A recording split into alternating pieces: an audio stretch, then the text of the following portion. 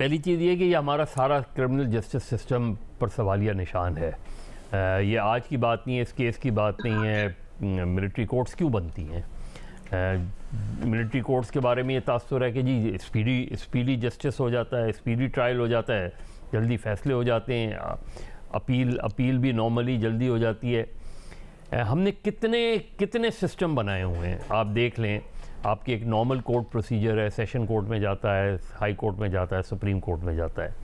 फिर आपने एक एंटी टेररिज्म कोर्ट्स बनाई हैं, एंटी टेररिज्म एक्ट लाए हुए हैं आप। उसके अंदर क्या है? उसके अंदर कानून पढ़ें तो एक हफ्ते में फ़ैसला होना चाहिए, नहीं होता फ़ैसला, सालों लग जाते हैं। फिर आपने और मुख्तलिफ़ अदालतें बनाई हुई हैं, फिर आप कभी स्पेशल ट्राइब्यूनल्स वो कर देते हैं। ये सारा रिफ्लेक्ट क्या करता है?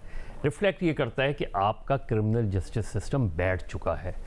अब अगर फ़र्ज़ करें आप ये ज़ाहिर अपील, मैं सब sorry to cut you off, लेकिन यहाँ पर तो केस थोड़ा मुख्तलिफ नहीं है। यहाँ पर तो इसलिए स्पेसिफिकली कहा जा रहा है क्योंकि मिलिट्री इंस्टॉलेशंस को निशाना बनाया गया। तो जब मिलिट्री तंसीबात के ऊपर हमला करेंगे तो दफात शामिल थी। नहीं, मैं वही कह रहा हूँ कि उनका ट्रायल फिर मिलिट्री कोर्ट में होगा। मैं वही बात कह रहा हूँ कि इस पर बहस हो सकती है, इस पर बात हो सकती है। अपील इसीलिए की गई है ना, अपील इसीलिए की गई है। और इंटरेस्टिंग है कि अब तक पंजाब ने अपील नहीं की। और ये हालांकि जो सबसे ज़्यादा सीरियस वाक़यात हुए हैं 9 मई के, वो पंजाब में हुए हैं। उसमें अब उसकी क्या हो सकता है कि पीर तक या कल तक पंजाब से भी आ जाए। उसमें अपील का जो भी फैसला होगा सुप्रीम कोर्ट, ये बात मेरा ख्याल है ठीक है कि फुल कोर्ट अगर इसको सुने तो ज़्यादा बेहतर है। उसके अंदर दोनों दायरे टेक्निकल लीगल मामलात मुख्तलिफ हैं। जो क्यों जनरली इसको इसलिए अपोज किया गया कि जो सिविलियंस के ट्रायल्स होते हैं, या हम इसकी बात नहीं कर रहे, इससे पहले भी हमने देखा है सिविलियन के ट्रायल्स होते हैं, जो इवन रिटायर्ड जो अफसरान हैं उनके ट्रायल भी सिविलियन कोर्ट्स में नहीं होते। जबकि ये कहा जाता है कि कोई आदमी रिटायर्ड हो जाए तो उसके बाद वो सिविलियन हो जाता है, वो नॉर्मल उसमें होता है। लेकिन हमने देखा कि उनके ट्रायल भी सिविलियन कोर्ट्स में नहीं होते उनके।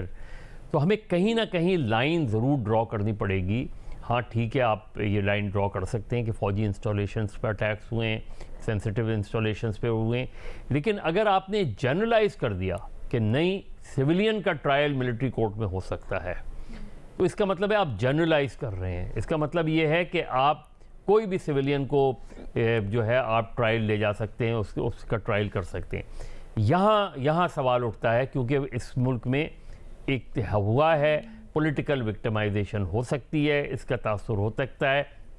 तो जनरली जो लोग इसको अपोज करते हैं कि सिविलियंस का ट्रायल मिलिट्री कोर्ट में नहीं हो रहा नहीं होना चाहिए, वो इसलिए अपोज करते हैं। यहाँ आप जब अपील में जाएंगे तो हम देखेंगे कि अपील में किन क्लॉजेस को चैलेंज किया गया है और किस चीज़ को ओवरटर्न करने की बात की जा रही है। बात की गई ना, ये जो D121 और D122 हैं और सेक्शन 59 है आर्मी एक्ट का। देखिए, एक तो जैसे अभी उनका साबिक अटॉर्नी जनरल का था, जैसे स्पाइंग का मसला है, जाहिर है स्पाइंग का मसला सेंसिटिव मसला है सिक्योरिटी के हवाले से। मैं फिर ये कह रहा हूँ कि जनरलाइज सिविलियंस का ट्रायल मिलिट्री कोर्ट में उसको अपोज होना चाहिए।